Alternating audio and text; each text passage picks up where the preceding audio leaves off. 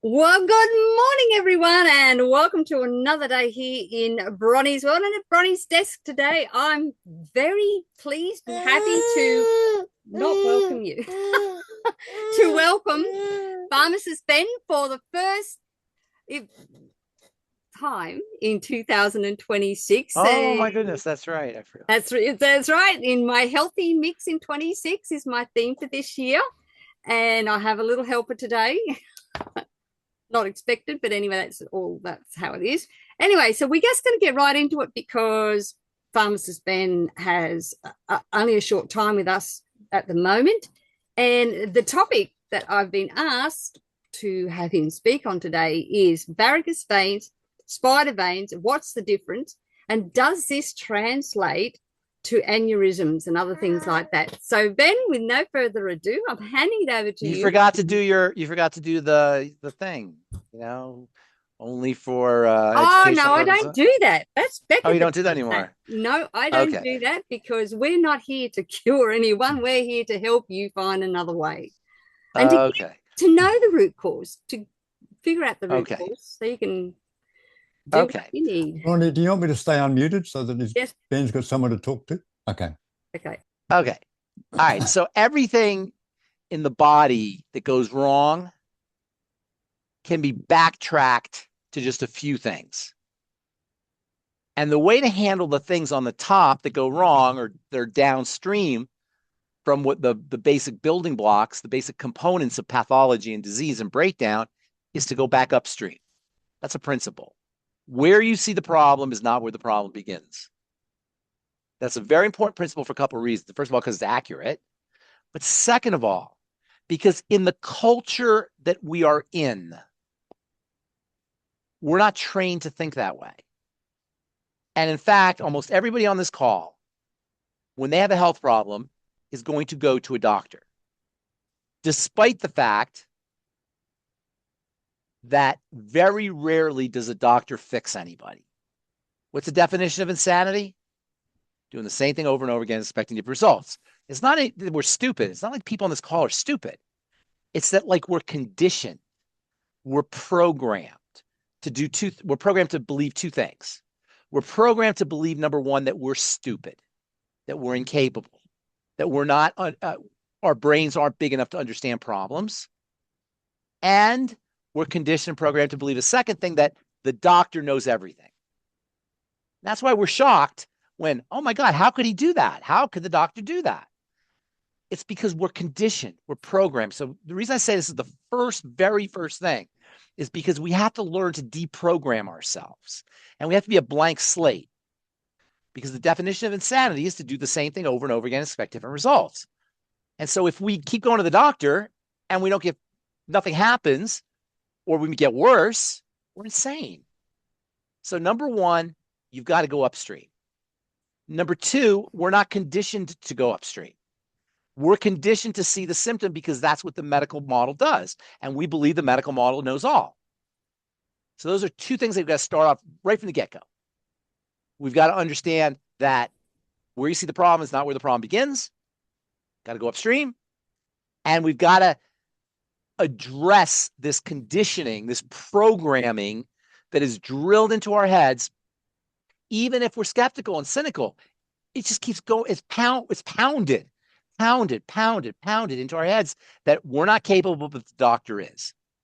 So once that is eliminated, then we can start to work. But you can't start to work unless you understand that where you see the problem is not where the problem begins. And there's an incentive, or there's a motivation, or there's a programming or conditioning that leads us to believe that we can't do it, the doctor can. If you don't know those two principles, everything I say is just going to be me flapping my gums and blowing air, which I don't want to do. And nobody wants me to flap my gums and blow air. So assuming now that we're in agreement that where you see the problem is not where the problem begins, and that the doctor's strategies are not going to get us better, then we can proceed. By the way, the word doctor means to commit a fraud. Literally. If you go to the judge and you say, here's the evidence, judge, it's doctored, is that a good thing? Of course not. It means you committed a fraud. If you go to the tax man and say, here's my taxes, they're doctored. Is that a good thing? Of course not. It means you committed a fraud. I'm not trying to be funny or facetious or mean. I'm being literal, because to doctor is to take out the gallbladder so you don't see it anymore. Oh, I have gall pains because my digestive system is messed up. No problem. We'll take out the gallbladder. No problem. That's called being doctored. You've been doctored. Oh, I have menstrual pains. Every time I have my period, it hurts. Oh, no problem. We'll just take out your uterus. You've been doctored. Yeah, you don't see your uterus, or you don't feel the pain because they took the uterus out, but the problem's still there. You've been doctored. Okay, now this is not to be funny, facetious, mean. It's just so we understand what we're dealing with here. The body is eminently logical. Every result comes from a cause. If you see a result you don't like, you go back to the cause. Or you go to a doctor and he'll take an organ out, or he'll drug you, or he'll do something so you don't have to see the result. But of course, the cause is still there and it's going to get worse. So bring it back home to what we're talking about today, varicose veins and spider veins. First of all, what they are. Spider veins are very tiny, superficial webs. They look like lines, very fine lines. They're usually in the skin. They're very shallow. They're usually a cosmetic. They're a sign that the connective tissue is starting to break down. A varicose vein is deeper. It's larger. It's bulging. Usually it's going to be in the back of your shin, your calf. That's where most varicose veins are. Yeah. The varicose vein has to do with the circulation. It has to do with the blood backing down. The way the blood works is the heart's here. This is very simplified. The heart's here. It pumps and it does a circle. That's why it's called your circulation or circulatory system. It does a circle. From the heart, you got to pump, so it has some movement. But then when it goes back up again, there's no movement. So if there is any problems with the blood fluid itself, or there's any problems with the tube itself, or the valve, the venous system has valves, the blood's going to sink. And when it sinks, the veins bulge, and that's called a varicose vein. It has to do with what's called venous hypertension. That is, the blood's not moving correctly in the venous system, the vein system. So spider veins are superficial. Varicose veins are much more serious and deeper. I'm sorry, did somebody have a question? Did I hear? Yeah, just meant was it because the varicose veins often occur in the back of the calf, and the calf is considered a second heart? Are they related? Calf's not considered a second heart. I don't know where you heard that from. The okay. diaphragm, you're thinking of the diaphragm, maybe it's considered a second heart. Okay. The calf is a muscle, but your point's well taken. Movement is what supports the movement of blood upwards, and that's why people who have sedentary lifestyles, or if they're truck drivers, or if they're pregnant, those are the people who get varicose veins. People who have built-in circulatory problems or aren't moving their bodies, those are the ones who get varicose veins. There's also hormonal issues. Obesity will impair the movement of venous blood. That can be related. Blood clots, previous blood clots, all of these can be related. The fact is, the main point is that varicose veins are much more serious than spider veins. Spider veins are very superficial. They're cosmetic. They're in the top of the skin. They're still a sign that something's wrong. You shouldn't have them, but they're not as serious as a varicose vein. And then the third thing that you asked me about, I think you said aneurysms. An aneurysm is a focal dilation of expansion of an artery. A high pressure system. The arteries are very high pressure systems. The veins don't have a lot of pressure because they're at the back end of the circle. The arteries at the front end of the circle. So it's under a lot of pressure. An aneurysm is when the blood is so thick and so congested, or the artery is so weakened that when it starts to expand, it can pop, it can break, and that can be a very serious problem. It could be it's obviously life-threatening. The risk factors are toxicity in the blood, high blood pressure, atherosclerosis, clots. Smoking is a huge risk factor for aneurysms. So those are the three elements. And then what do you do? Well, for spider veins, you build the connective. Remember, I said all the problems are all the multiple ways the body can break down can be backtracked upstream to just a few basic causes. For spider veins, the first thing to think about is the connective tissue. Now, the connective tissue is the main part of the body, the main system. You have 4 parts. The body's made up of 4 types of stuff, tissue, if you will. You have the covering tissue, your skin and your eyes. Those are called your epithelial. That's called your epithelial tissue. You have the electrification, the nervous tissue, and then you have the core of the body, which is the muscle tissue and the connective tissue. The key to anti-aging and good health is to build and strengthen the connective tissue as we age. The connective tissue is the most important part of the body that breaks down, and spider veins are a sign that the connective tissue is starting to break down. So you build the connective tissue. Likewise with varicose veins. The valves that keep the blood from dropping, those are made up of connective tissue. The vessels themselves, that's made up of connective tissue. And then the blood, which gets thick and sticky and which causes the hypertension, that is connective tissue. The blood is liquid connective tissue. So once again, we backtrack to the connective tissue. Remember, all these multiple health challenges can be backtracked to just a few causes. So for spider veins, for varicose veins, and ultimately for aneurysms, which is weakened arteries, connective tissue building. Now, luckily for us at Longevity, we've got lots of ways to build, we've got lots of supplements that help build connective tissue. Now, I'll tell you some of the things you want to do to build connective tissue and things that you want to stop doing to build connective tissue. The things you want to do to build connective tissue are eating connective tissue. When you eat connective tissue, that sends a signal to the body to build connective tissue. And it's very interesting how it does that. It's very fascinating how it does that. So eating connective tissue, and connective tissue is made up of collagen and hyaluronic acid, a few other things. Those are the main components. Why do you suppose that eating connective tissue would signal to the body to make more connective tissue? Because it's got the raw materials to do it. Right, but why would that tell the body, hey, it's time to build some connective tissue? That's true. Those are the raw materials. You're right, Grant. But why is it that that would act as a signal? It's very interesting. I'll tell you. I mean, I don't expect you to guess. I'll tell you.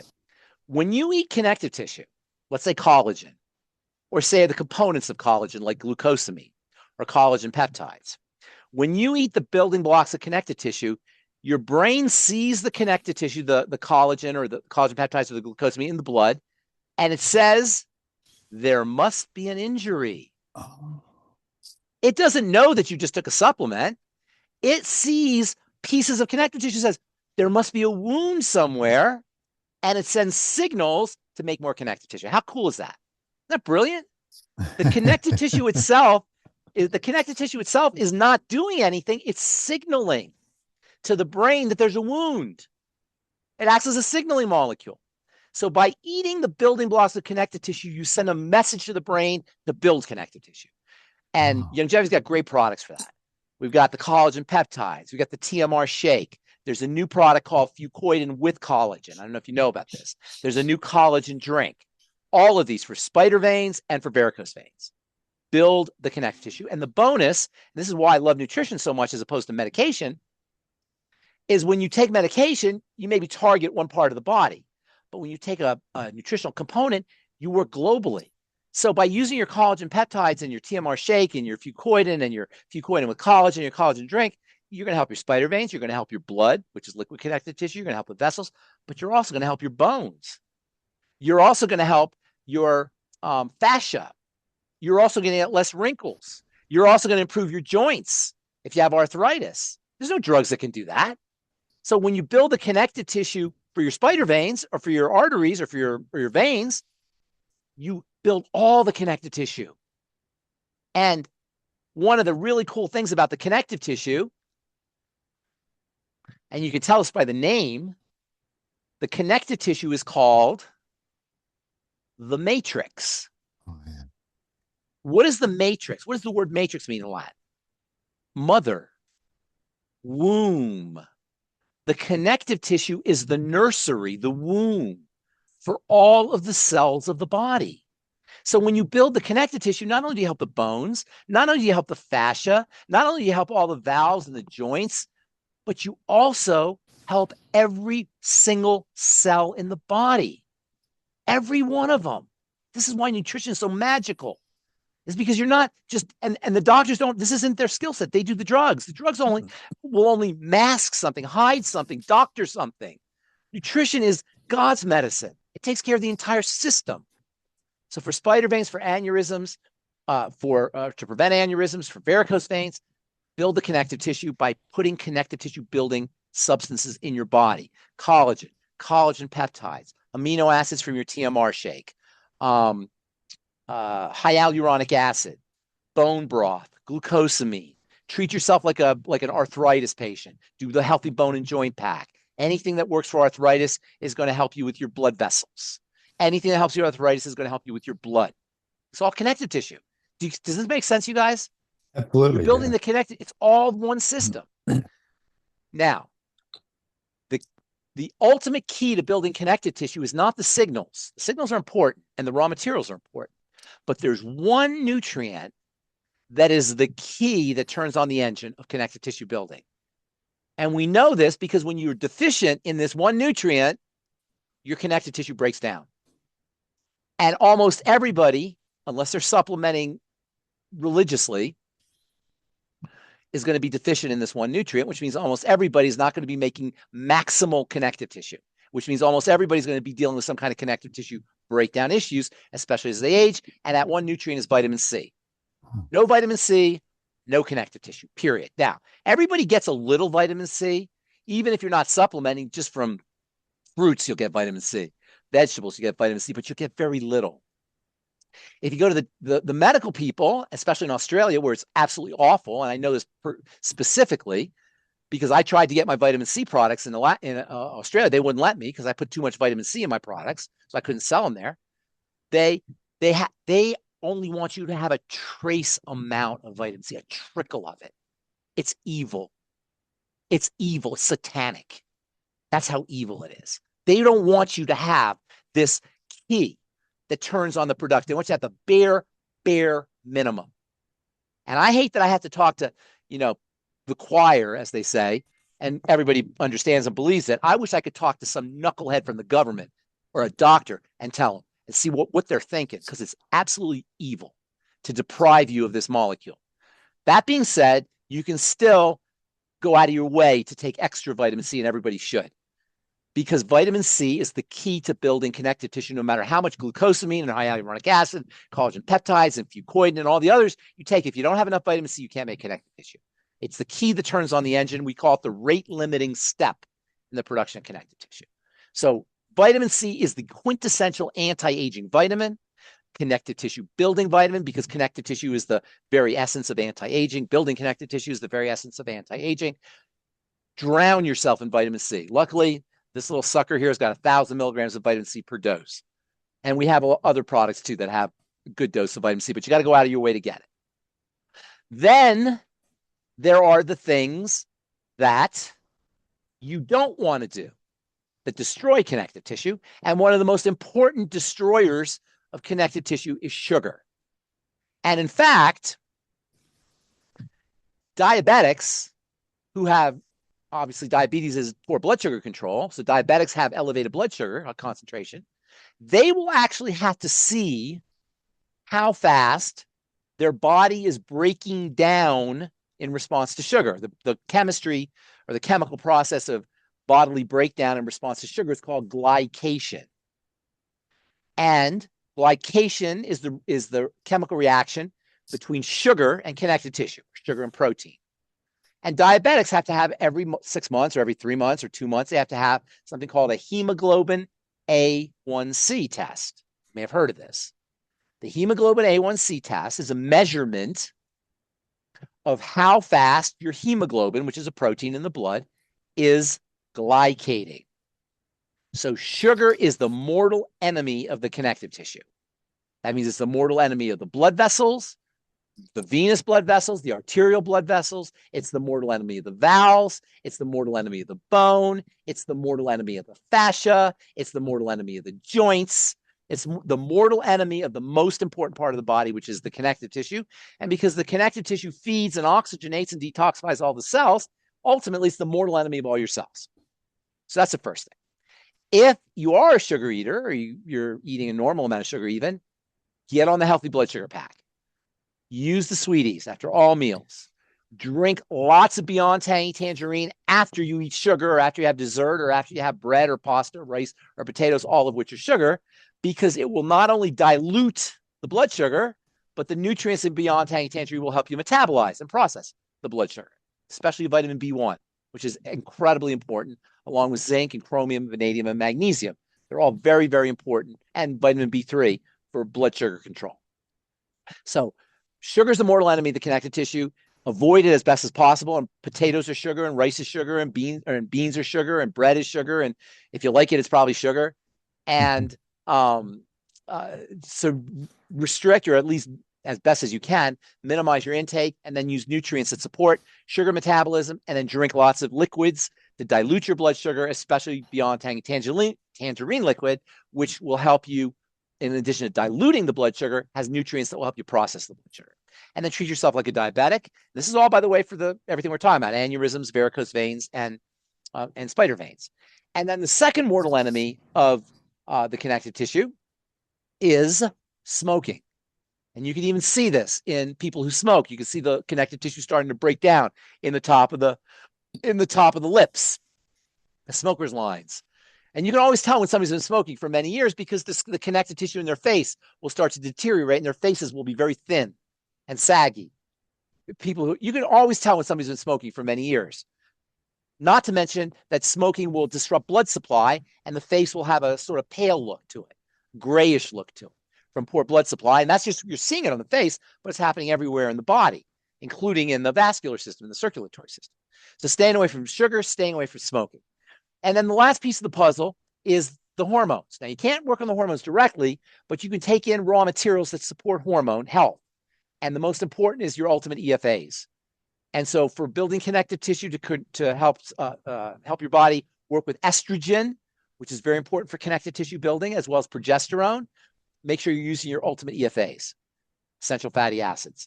And it doesn't really matter the plus or the ultimate EFAs, they're both important. So number one, understand that we are hoodwinked, conditioned, programmed to believe that we can't do it, but the doctor can. Yet we know the doctors to commit a fraud. And the best they can do is fraudulently make you think you're healthy. Number two, where you see the problem is not where the problem begins. You have to go upstream to find the source of the problem. And there's not a lot of sources. The good news is there's not a lot of sources of problems. That's really good news. It means it's not that complicated. And also means that when you work on the varicose veins, you're going to help your bones. And when you work on the arteries and the spider veins and the aneurysms, or work on protecting yourself from aneurysms, you're going to have less wrinkles, and you're going to have better joints, and you're going to have better eye health. In fact, all the cells of your body will function more effectively. And then there's how you build connective tissue with nutrition. Eating connective tissue will signal to the body to make connective tissue. So you can eat connective tissue. I didn't mention this. Bone broth is a great way to eat connective tissue. That's liquid connective tissue. Chicken soup, bone broth, organ meat, anything made with any liquids that are made with organ meats. And then also TMR shake, which contains the amino acids for building the connective tissue. And it's very tasty. I love the TMR shake. Stan did an incredible job with that. And then collagen peptides. And then fucoidan and fucoidan with collagen. There's the new collagen drink. You should be doing that. It's like $3 a shot. It's a great daily dose of collagen. The glucogel caps. Treat yourself like an arthritic. Get on the healthy bone and joint pack. And again, you're not only going to benefit your vascular system, your circulatory system, you'll benefit your bones, and you'll benefit all the cells of your body, and you'll benefit the fascia, and you'll benefit the skin for wrinkles, and the joints and everything else wherever there's connective tissue. And then there's what you don't want to do, and that is sugar Restrict your intake of sugar as best as you can. It's difficult. Remembering that bread and rice and potatoes and chips and cereal are sugar. And as I say, if you like it, it's probably sugar. So restrict your intake of sugar. Fruit juice is another source of sugar, and fruits for that matter, although they're better than fruit juice. Treat yourself like a diabetic. Get on the healthy blood sugar pack to ingest the nutrients that help you process sugar. And then also the Beyond Tangy Tangerine, the niacin, and the vitamin B1. Now, there's one more thing, of course, that I'll tell you about in the Beyond Tangy Tangerine. And then stay away from smoking, which also breaks up, which will also have a negative effect on connective tissue. And then last, but definitely not least, you can't make connective tissue without vitamin C. So make sure you're pounding the vitamin C. The recommended daily allowance, the RDA in this country, we call it the RDA for vitamin C, is around 60 to 100 milligrams. You need 5 grams, 3 grams, 10 grams a day. It's completely non-toxic. There are people that inject 50 grams right into their bloodstream of vitamin C. It's completely non-toxic, no matter what your government authorities in Australia or in the United States say. It's completely 100% non-toxic. And the only reason to restrict the amount of vitamin C that you're taking is if you want to control the population and keep them sick, in my humble opinion. And when you're taking vitamin C, you're, as with all connective tissue building strategies, you're going to get stronger bones, you're going to get healthier cells, you're going to get better joints, you're going to get better eyesight and better eye health. Every single part of the body is going to benefit from the building of connective tissue. So there's number one, don't fall for the conditioning and the programming.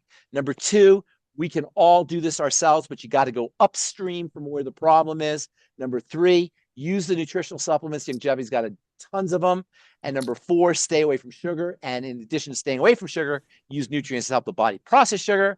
And don't smoke, which is the mortal enemy of the connective tissue. Cigarette smoke. A lot of work for a lot of people.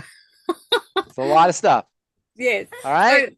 So, if you've got a minute to answer Brendan Teresa's question. Brendan, did all that make sense? Did all that make sense? Yeah. Absolutely. Thanks, Ben. Okay.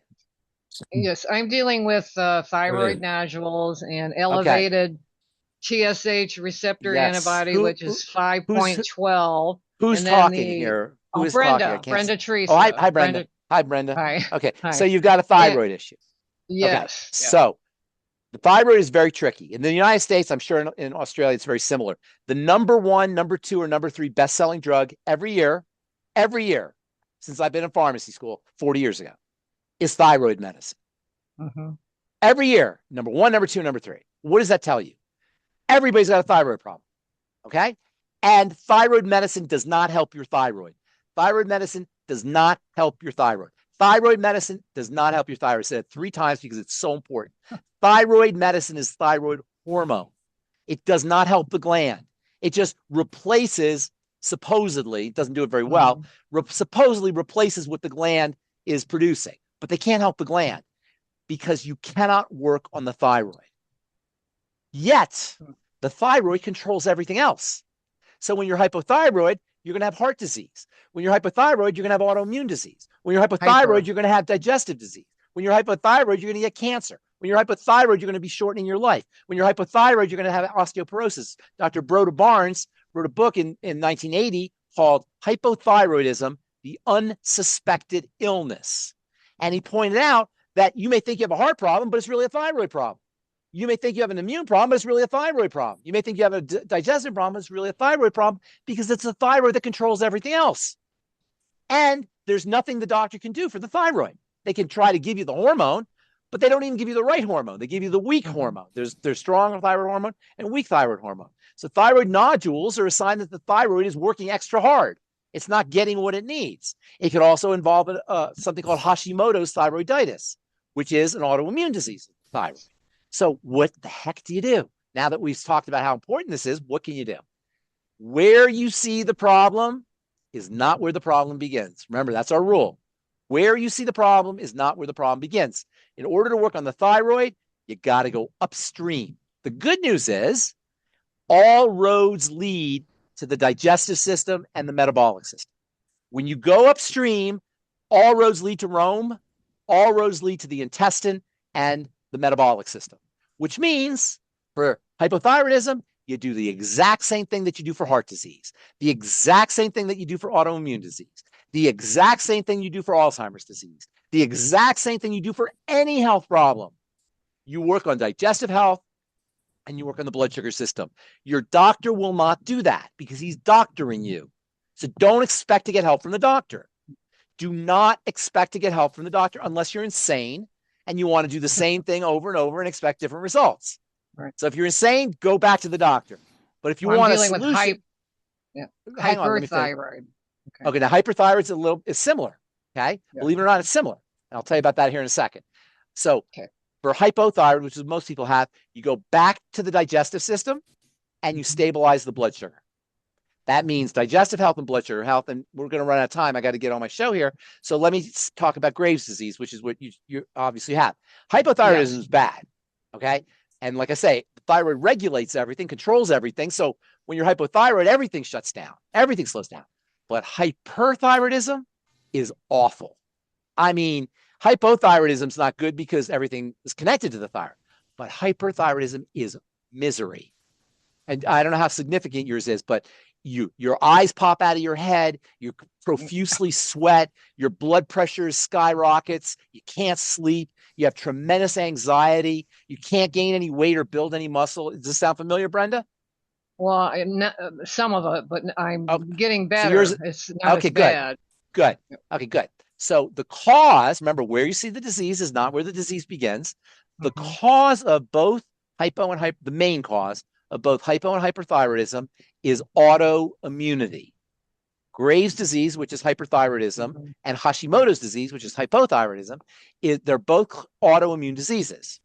So what's an autoimmune disease? Well, there's about 120, 130 different autoimmune diseases. There's lots of them. And in this country, there's probably 30, 40 million people that have an autoimmune disease. That's a lot. That's like 10% of the population has an autoimmune disease. And I'm sure Australia is similar, if not worse. So what the heck is going on? Well, if you go to the doctor, you're going to get doctored. He's going to tell you there's no cause. He's going to tell you your mother had it, so you're going to have it. He's going to tell you it's your genetic. He's going to tell you we have no reason. It's just your body going crazy. Your body's just stupid. It just attacks itself. Your body's not crazy. God's not crazy. God made your body. God's not stupid. There's nothing stupid about your body. And just because you don't know the cause, doctor, doesn't mean there's no cause. The cause of autoimmunity, remember, all roads lead to Rome. All roads lead back to the digestive system. The cause of autoimmunity, I'm telling you right now, you can take this to your doctor and explain it to him. Tell him, sit down, doctor, I'm going to teach you something here. Okay? The cause of autoimmunity is toxicity in the blood, period. That's the cause of autoimmunity. What happens is when toxins get into the blood, the body will dump the toxins off into the various tissues, including the connective tissue and the soft tissues, the glands, the thyroid, for example, the kidneys, for example, the pancreas, for example, the skin, for example. It just dumps it out because it's not supposed to be in the blood. The blood is a sacred space. So the body will dump it out into the soft tissue, into the thyroid. Now, in the case of the thyroid looks foreign. It looks like an enemy because now it's got all these toxins in it. So the immune system will now attack the thyroid. If it attacks the thyroid in one way, there's different ways it can attack the thyroid. In one way, it will suppress thyroid function. In another way, it will increase thyroid function. It will dysregulate thyroid function. So Graves' disease, like hypothyroidism, like Hashimoto's disease, is a digestive issue primarily. However, it's also metabolic in the sense of blood sugar. Everything, you guys, when this lands, you're not going to need me anymore. You're not going to want me on the calls anymore. I'm not going to be necessary because it all boils down to things that are getting into the blood. It's all about the blood. All disease is cell disease. All cell disease is preceded by dirty blood. It's always dirty blood. There is no disease, and you could take this to your doctor. There is no disease that does not involve the blood. Every single chronic degenerative disease. And the only way the blood becomes contaminated, sludgy, toxic, doctors say hypercoagulable, whatever word you want to use, unless you're injecting, and you can inject and you can run into these problems if you inject, which is why any knucklehead who told you to inject 5 years ago don't even want to say what should happen. I don't do that. So. Right. But so the second way that things get into the blood, the main way things get into the blood is through a leaky gut, is through the intestine. And there's lots of ways that you can work with that. So I got to bolt, you guys. I'm going to get screamed at, I'm sure, because I'm late. But that's a lot of stuff. There's a lot of stuff. Thanks, there. Ben. Yeah. Thank you very much, Ben. And as I ask you, thanks, Ben. Fantastic. Thank you, everybody. God bless you all. Don't overthink. What's the worst disease smart people suffer from? Overthinkitis. Don't overthink. All right. God bless everybody. Hi, Kevin. Thank you, Dan. Sorry for coming on late. I had you for 2, not 1:30, but never mind. Okay. So bye, everybody. Next time. As I ask See you next time. Here in Bronie's world, just stay safe, stay informed, be empowered, but do not live in fear, my friends. And when you stop the overthinkitis, then you too will be powerful, beautiful, brilliant, and most definitely very brave. God bless you all. Catch you again tomorrow here in Bronie's world. And thanks for your help, everyone, with the baby in my back end. Oh, you did fine. Brilliant. God bless you all. Bye now. Brilliant episode. Bye.